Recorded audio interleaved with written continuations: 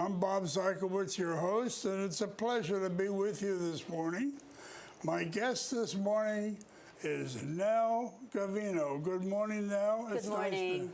Nice to have you with us My this morning. pleasure. Now, you are involved in rehabbing. Before we get into discussing any specifics, let's chat about Nell. Okay. How did you get into rehab, patient rehab, if you will? Right. Well, I wanted to be a doctor to start with, and I studied in the Philippines. I graduated Bachelor of Physical Therapy in the University of Santo Tomas in the Philippines. Moved here when I was 23 and worked at Green Spring about 14 years ago. So my interest is really working with the elderly. And I came here and I've been here 14 years and it's still a joy working with the elderly. When you went to the University of Santo Tomas, you studied, of course, rehab and anatomy and all of the things that go along with rehabbing a patient, right? Right. So you brought those skills, you said, what, 14 years ago? Well, I've been a therapist for 34 years. Oh, my Lord, I didn't know that. Yes. Wow. Okay. Let's say I'm a patient. Would you come to my apartment? Well, one of the things that... To rehab me? Yes, that's a very good question, Bob. And one of the things that I'm going to talk about is how to prevent falls of the elderly. That's my topic today. Okay. And one of the things that we do is really actually come and visit the homes of the residents.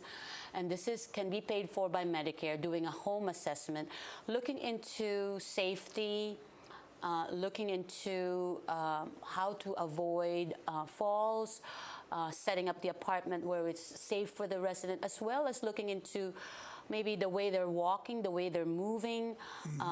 And those can be done either in a rehab environment, meaning our department, physical therapy, occupational therapy, and we do have speech-language pathologists that can look at things as well that might involve the cognitive level of a resident.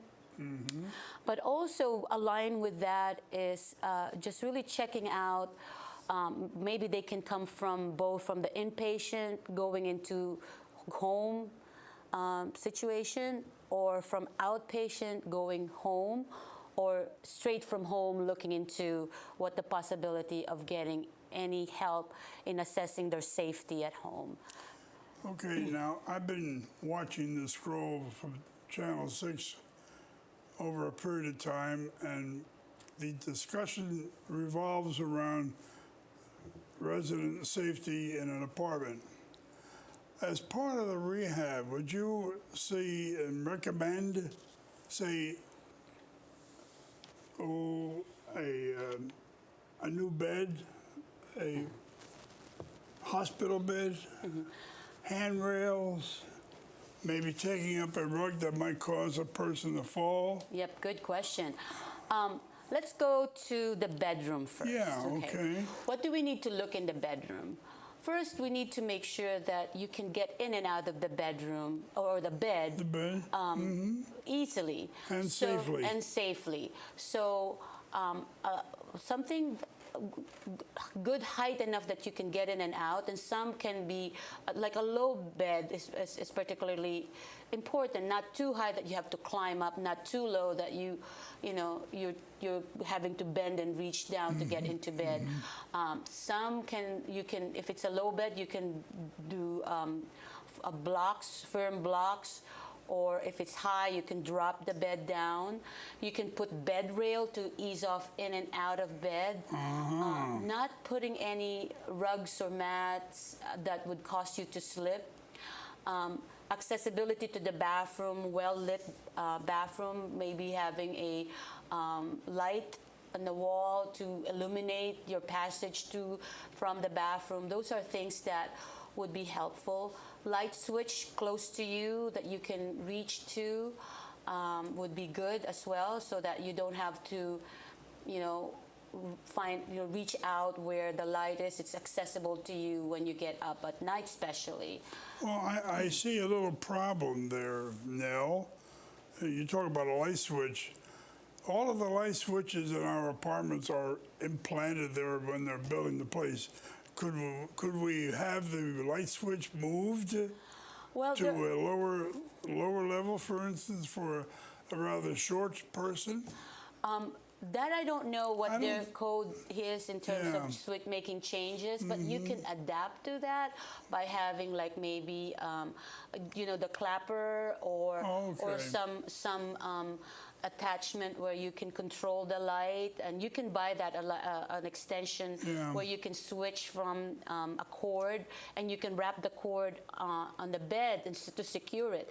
One of the more often cause of falls are the cords just everywhere. Yeah. Make sure that they're tucked in away when you're walking, they're not in the way of your safety. I understand. Yeah. So we verbally have purchased a bed.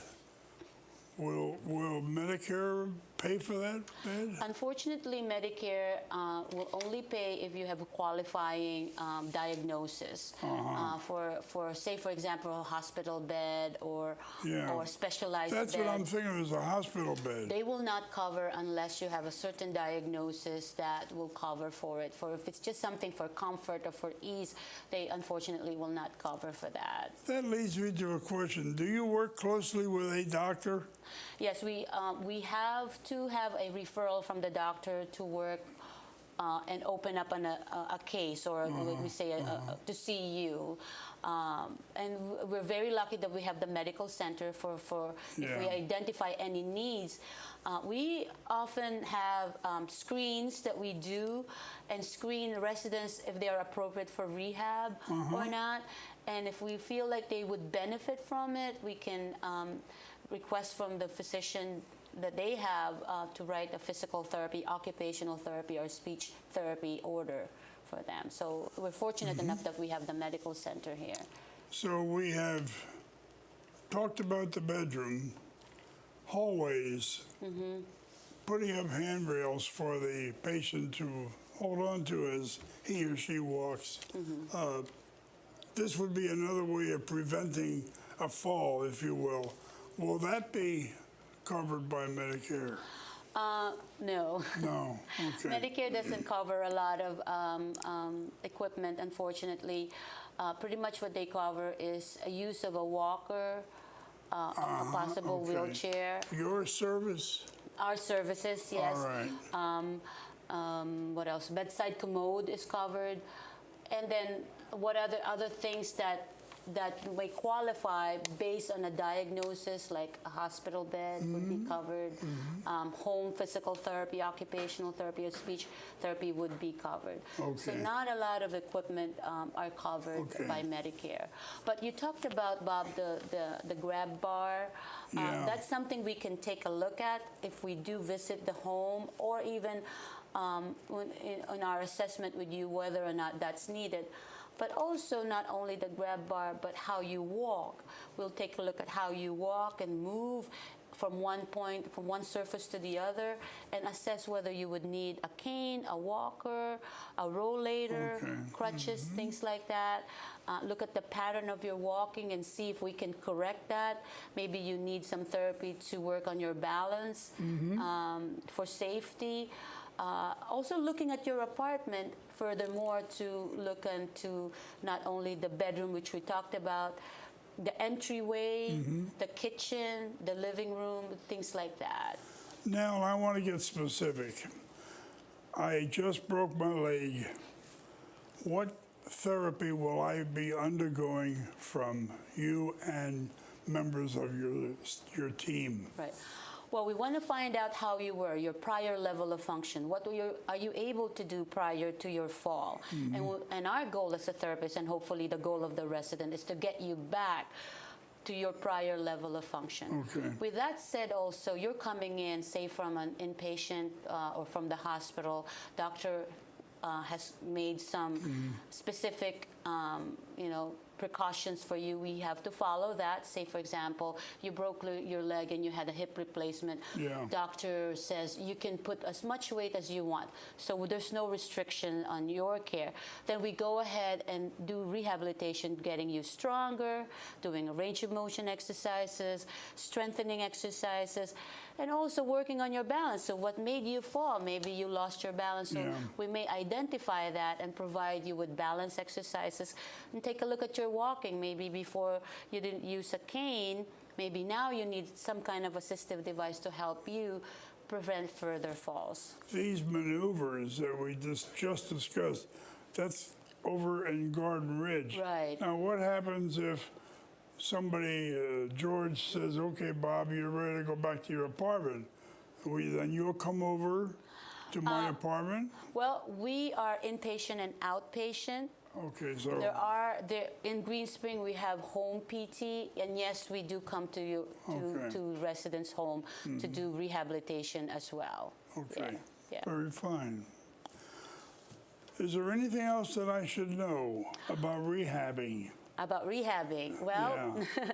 well, my topic is fall, so let's consider about looking into more safety for you to prevent you from coming That's to important. the hospital or okay. preventing any injury. So the things that I have here is, let's look at the bathroom.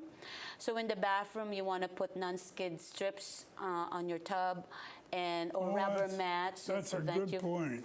from falls, using the grab bars, and I Yeah. think the apartments here are installed with grab bars. They are. So making sure that you're using that.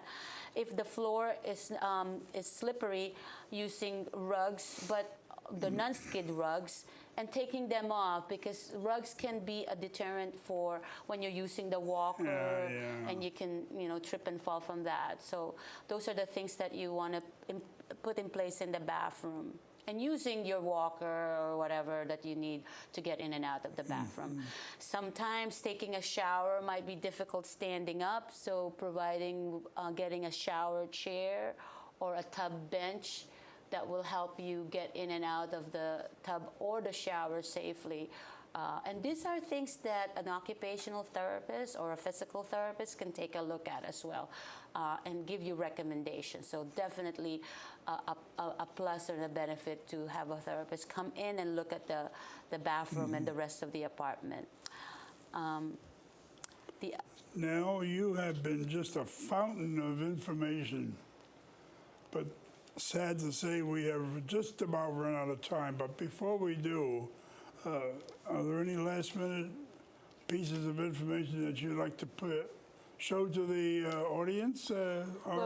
Yeah, there's really a lot of information that I can share with everybody, the residents.